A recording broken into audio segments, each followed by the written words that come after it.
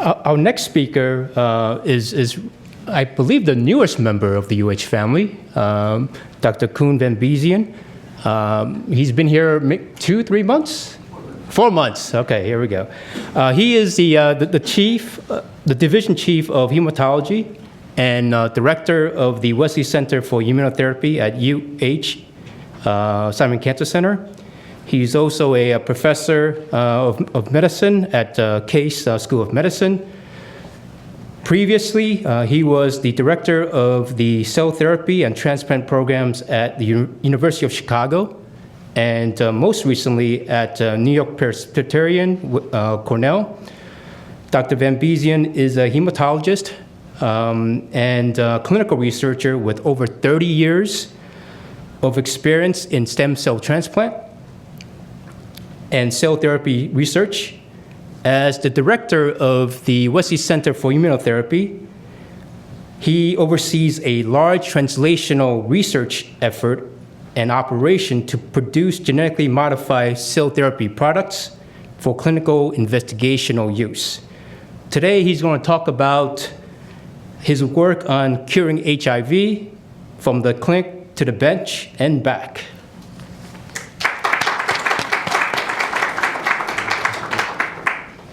So, thank you very much for inviting me here. It's really an honor and difficult to follow in the footsteps of the preceding speakers who all gave great presentations. And why does a hematologist and stem cell transplanter talk about HIV? I'm really out of my depth here. But we were fortunate to report back at Cornell about 8 months ago the course of a patient who had leukemia and was transplanted about 5 years ago and now has been for more than 2 years off all her antiretroviral therapy without recurrence of HIV. So we have probably cured her leukemia and probably cured her HIV as well. Our own contributions to this field are modest, but I thought it's interesting to show the story of this because the story is fascinating of how this came about in medicine. So these are my disclosures, and you have to go back to the beginnings of HIV. When I was in medical school, the first cases of PCP were reported in 1981 in San Francisco. A couple months later, the epidemic took off, really reminiscent of what we all went through with COVID now, although in a more restricted population. But we all remember this, those of us who are a little bit older, this took off and people died left and right for years. And the research efforts were amazing, and I think it's still amazing that within 2 years the virus was identified by a French group originally, and there was a lot of debate about that, but who really discovered this. But then also, fascinatingly, and the date here is wrong, it's in 1994 that people started reporting cases of clinical resistance, and that's where the clinicians come in. Those of you who are clinicians, pay attention. So people saw these individuals who had multiple high-risk encounters and should have been infected, and they were rare, and they were not infected. They were resistant. And it's studying these individuals that ultimately has led to the cure of a couple of patients with HIV. Let me show you. This is 1996 then. A group in New York from the Aaron Diamond Center studied these individuals, and these are 19 individuals, all with high-risk sexual behavior. And 9 of them were infected, were susceptible therefore, and 10 of them, despite multiple encounters, were not infected. They were resistant. And these different little graphs here show really the infection of their lymphocytes. Their lymphocytes were taken and exposed to a virus strain. And in most of these cases, the virus took off. The virus started proliferating. And in most of and these are the susceptible cases, in most of the resistant cases, the virus also took off. And I don't have time to go in all the details. You see a little bit difference here in most of these cases. They were somewhat more resistant, but they were still susceptible. But here were two unique cases, EU2 and EU3, completely resistant to HIV infection. So this was what really set this field in motion now 30 years ago, I guess, almost. And the story was a little bit more complicated than that, because even in 1996 already, we were aware of various strains of HIV. All HIV needs CD4 to get into the cell. That is well known. But it also needs a co-receptor. It needs either CXCR4 or CCR5 to get into the cell. So it needs two molecules, two receptors to get into the cell. So there's strains that are CXCR4 tropic or X4, and they get into the lymphocytes. And then there's the more early infection strain that uses CCR5 and that gets into the macrophages. And the same investigators, the same people looked again at exposing these resistant individuals to different strains of virus. And this looks similar to the previous slide, but it's actually quite different. These are now 4 individuals. All of these graphs are the same 4 individuals. The black squares and circles are 2 susceptible individuals, and the open squares and circles are patient EU2 and EU3, their lymphocytes, but this time exposed to different strains of HIV. And these are strains that are using CCR5 to get into the cells. These are strains that use X4 or CXCR4 to get into the cells. And as you see, we cannot infect these 2 individuals with strains directed against CCR5, but we can infect them with strains that are directed against the CXCR4. They went on to look at this co-receptor in detail, and in the next paper, again the same group, showed that these individuals had a deletion in their CCR5 molecule, a 32 base pair deletion. This is the wild type, and these are the CCR5 molecules in these, or genes in these 2 individuals, and there's a 32 base pair deletion. The protein that gets secreted is different, and here on the upper band is the wild type protein, and they have a shorter protein. EU2 and EU3 have a shorter protein, and they lack the wild type CCR5. And this is the parents of EU2 and the parent of EU3, and they are heterozygous. So, and again, looking at surface expression, this is CD4, so the lymphocytes, and this is CCR5 expression on the y-axis.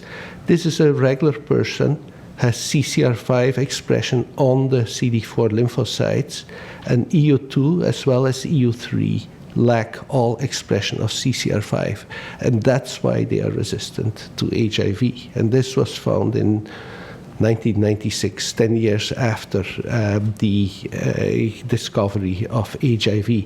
And the last graph here is the estimated frequency in Western Europeans. They have 42 individuals that they look at the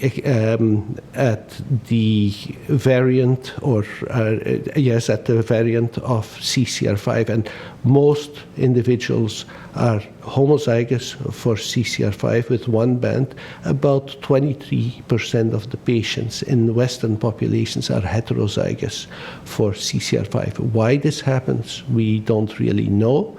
And they don't show this in this paper, but they already comment that in other populations they find less of this or hardly anything of this. So this seems to be a gene restricted to, or a mutation that is prevalent only in Western Europeans. So here is the situation then. We have HIV requiring either CCR5 or CXCR4, and there are some individuals who seem immune to infections or resistant to infection because of a homozygous deletion of CCR5.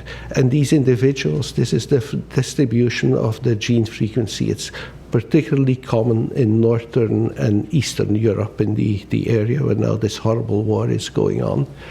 And it's very rare in other populations. So this is 1996. Now I have to go even back further. We do stem cell transplant, and stem cell transplant, you can go back 50, 60 years.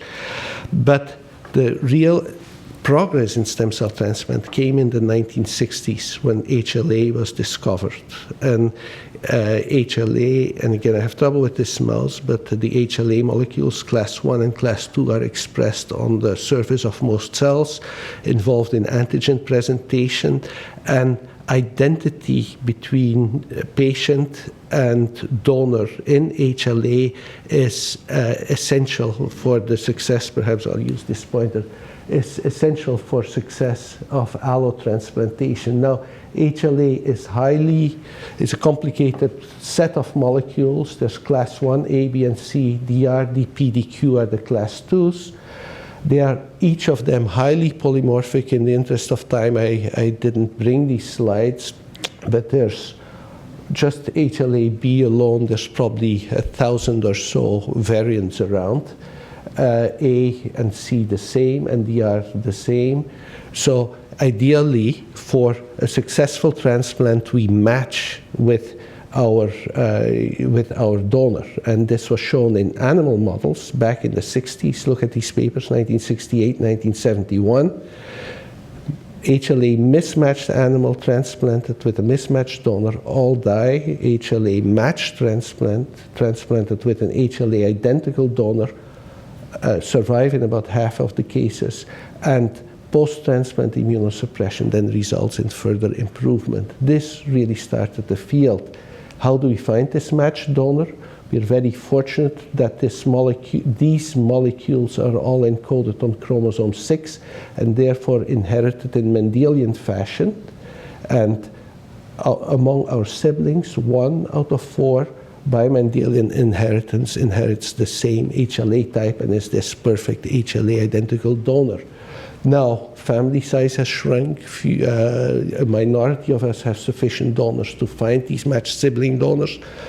How do we then find matched donors for our current patient? By going to large registries and accounting or obviating the difficulty in finding matched donors by having enormous registries. There's recently now 9 million American donors, and there's another 10 million abroad, Germany, Israel, Spain. The largest registry is actually in Germany outside of the United States, and we have access to these donors, and we find a lot of donors for our patients, particularly for Caucasians, and I'll come back to that because that's important.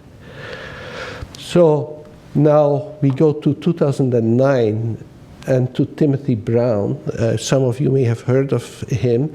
Timothy Brown was actually an American, but he became known as the Berlin patient, and he lived in Berlin. He had HIV, and unfortunately he developed acute leukemia. And a very astute clinician, Gero Hutter, knew about this 1996 paper about CCR5 homozygous mutations rarely existing in the Western European population. And he set out to screen the potential donors for Timothy. There were 80 donors, and that's a high number. Very few of our patients have 80 HLA identical donors in this registry of millions of donors, showing how diverse we are. He typed 62 of these donors before he found one that was homozygous for the CCR5 delta 32 deletion. And they used that donor for transplanting Timothy. The story is actually fascinating because it's a lot more complex than it lets on. But again, what happened here, the same idea. This is this is wild type. This is a homozygous mutated donor. This is Timothy Brown before the transplant. So he was heterozygous for the wild type and for the deletion. And this is Timothy Brown, blood cells, although they don't say in the paper whether these are blood cells or bone marrow cells. But he became homozygous deleted for CCR5. What happened then is, so this is the transplant.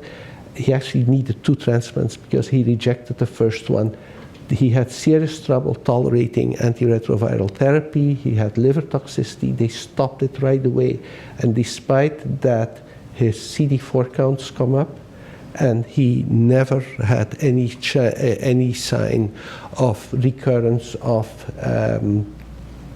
HIV for many years. He lived about 14 years, became an advocate for HIV cure. And unfortunately, 14 years after his initial cure, he relapsed with leukemia, and he passed away last year from leukemia. Now, the story is even more complicated, and I'll go back to that for a second, but I took some of the slides out. He did not just have the CCR5 resistant strain, he also had some evidence of the X4, the CD4 strain in his marrow. In his blood, and why this did not lead to recurrence is really an unknown, because these viruses should be able to get into the resistant cells. The other interesting thing that I don't show here is, but there was evidence in Timothy Brown in other cell populations, particularly in mucosal macrophages. They still saw some evidence of virus and some evidence of residual CCR5 expression. So not all his cell populations had been replaced. Some of the macrophages had persisted. Lastly, he continued to have some HIV antibody, suggesting that there was probably ongoing residual HIV pool somewhere in his body that fortunately never took off and was never able to productively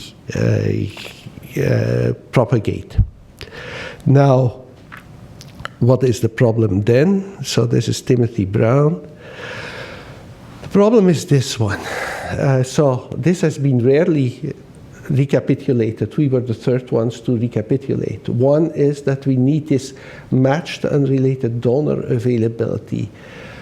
The HLA system is highly polymorphic, and even more polymorphic in minority populations, particularly among Black and African Americans, and also other ethnicities. This has to do, and we find matched unrelated donors for only 29% of our African American patients, and I actually think this is an exaggeration. In my experience, having worked with African American patients for many years, it's lower. It's more like 10%.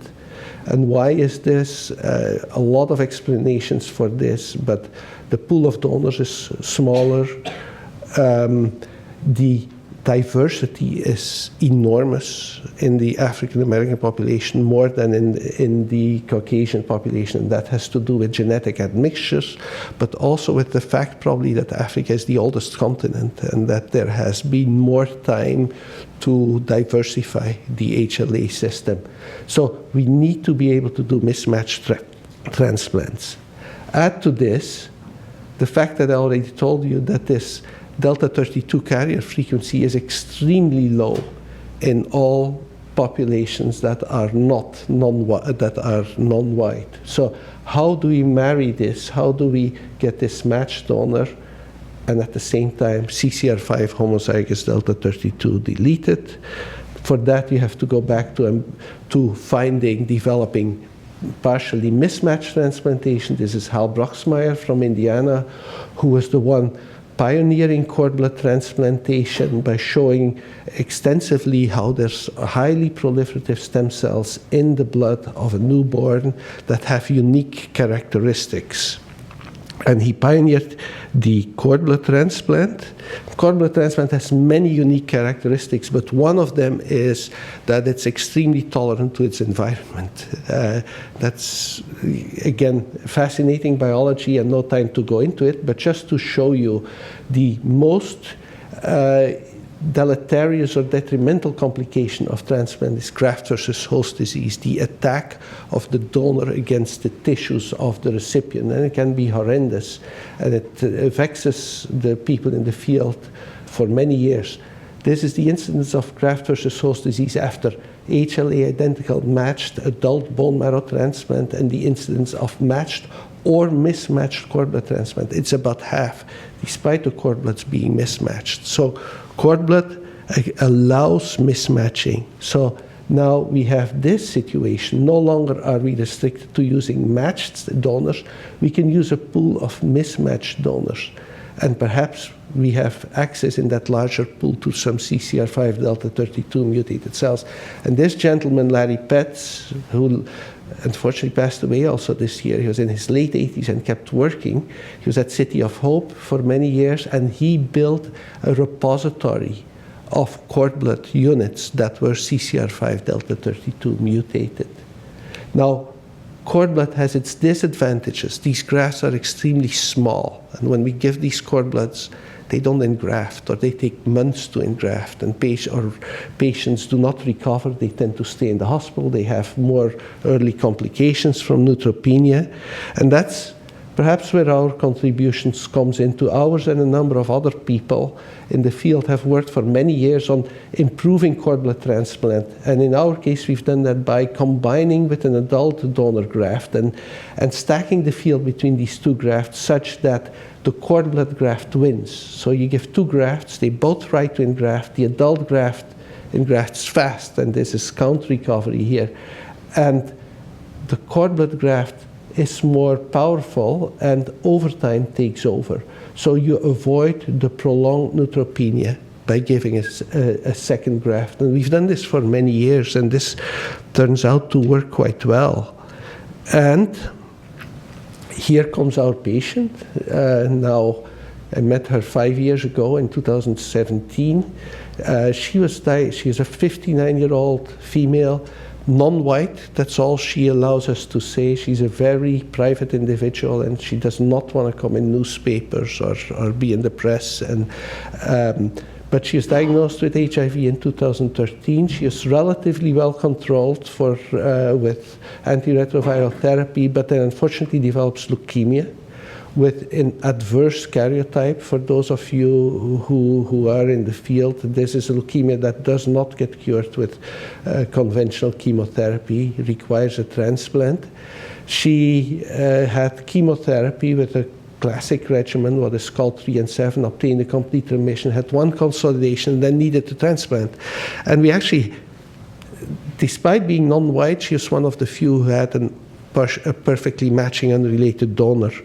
But we proposed to her to try to use a cord blood donor because we were able to identify a partially matched umbilical cord that was homozygous for this delta 32 deletion. So the cord was female umbilical cord of Caucasian descent. We know that. I mean, these cords are anonymous, but they are of Caucasian descent. She was mismatched. These are these 12 HLA antigens, and she was mismatched in 2. That would be very difficult to do with an adult unrelated donor transplant. We used this cord. In addition, we used her son, whose by definition children are partially matched or half matched with their parents, as a haploidentical donor. Of course, he was wild type, as the mother was. And she actually had a very uneventful transplant back in 2017. She recovered her counts by day 15. And as you see here in blue is the contribution of the adult donor to the graft, and it's the majority in the beginning, and there's a little bit of her own left. These are the lymphocytes, these are the myeloid cells, but over time, everything is taken over by these cord blood cells, and she has been, so therefore in her blood, delta 32 homozygous deleted for many years. As opposed to the Berlin patient, we decided to keep her for 2 years or a year and a half on antiretroviral therapy because we were concerned that the reservoirs were still going to be persisting. And then COVID interfered. And with COVID, we could barely see her. And we ended up keeping her almost 2.5 years on antiretroviral therapy because of COVID. But this is her count recovery. And the most important one is perhaps her CD4 recovery, which is prompt. And she's now constantly having 1,000 CD4 cells. This is when we stopped at 144 weeks the antiretroviral therapy, and our CD4 count did not decline, and we have not been able to detect any HIV in the blood since then. And this curve now goes on almost another half a year since this was made. So the patient remains in remission as of yesterday, 5+ years after her allotransplant. She has excellent hematopoietic function. She has no acute or chronic graft versus host disease, which is important in comparison with the Berlin patient who had graft versus host disease. And a number of people have hypothesized that one needed the graft versus host disease as an inflammatory reaction or an immunologic reaction to continue to suppress any residual reservoir. In this case, there's no graft versus host disease, and we actually seem to have better control of HIV than the Berlin patient. The Berlin patient continued to have antibodies detected against HIV, suggesting ongoing replication somewhere in our patient. We have not been able to detect any antibodies for many years now.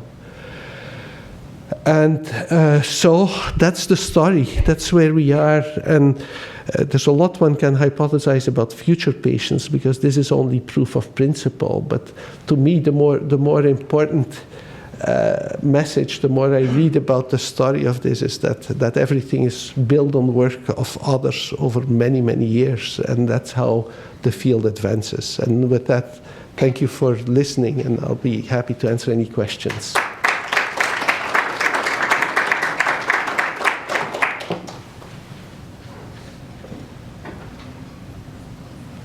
Koen, that's inspiring. Congratulations on, curing this patient of HIV. An off-topic question: are the heterozygous patients any resistant at all, and/or if they are heterozygous compared to homozygous, which wouldn't be infected, could those be potentially the patients who relapse after, the ART therapy, or are less likely to be cured or to have undetectable levels? I told you I'm out of my depth, right? I'm constantly reading about this, and I have to be careful I don't say or hoping there's no HIV doctors well, here. Grace is here, so maybe she can tell us. But I don't think there's real evidence that they are more resistant. There's been a lot of studies in allotransplant about allotransplant by itself being able to cure HIV. That's never been substantiated. A couple of years ago, there were a couple of patients from the Dana-Farber, I believe, that were reported as being HIV-free, and then they relapsed. So the allotransplant by itself is not curative, and heterozygosity doesn't seem to protect from anything. What, can I just ask again, not being a transplant person, but why is it that the matched donor goes down while the that is something we've worked on. Two things. One is we stack the field against the adult donor. We deplete it of lymphocytes, so that there's clearly a graft versus graft effect, and they compete mostly through the lymphocytes, and you stack the field so that the court has more lymphocytes. I used to know everybody I show here. Hal Broxmeyer was a wonderful investigator, and he was during my fellowship one of my mentors. He would tell me that cord blood has massive proliferative potential. People don't talk about that a whole lot, but it's a very different also hematopoietic graft, and that also may contribute. There's a lot of unknown or poorly understood properties of cord blood, including they induce more graft versus leukemia effects. There may be contributions there of the mother of the cord, and we've seen that there are highly sensitized maternal populations that may contaminate the cord, and that may also contribute. So you can think of a cord as two grafts in many cases. So there's a lot of discovery to be made still after all these years there. Time for one more question, Jim. There was really quick. How amenable are the T-cell isolates or the cords to CRISPR? You know, rather than searching for CCR5 knockouts or trying to optimize the mud, could we just customize the cord for the patient? I was expecting that question, and I have not seen any successful evidence that has happened, but that's something a lot of people are trying to work on. This should be the logical next step. Can this be? Can you get away with more mismatching and find more donors and so forth? Can you do this in the non-leukemia population? Most of us have said absolutely not right now. We are not ready for that, but even that is being debated by some people. Thank you.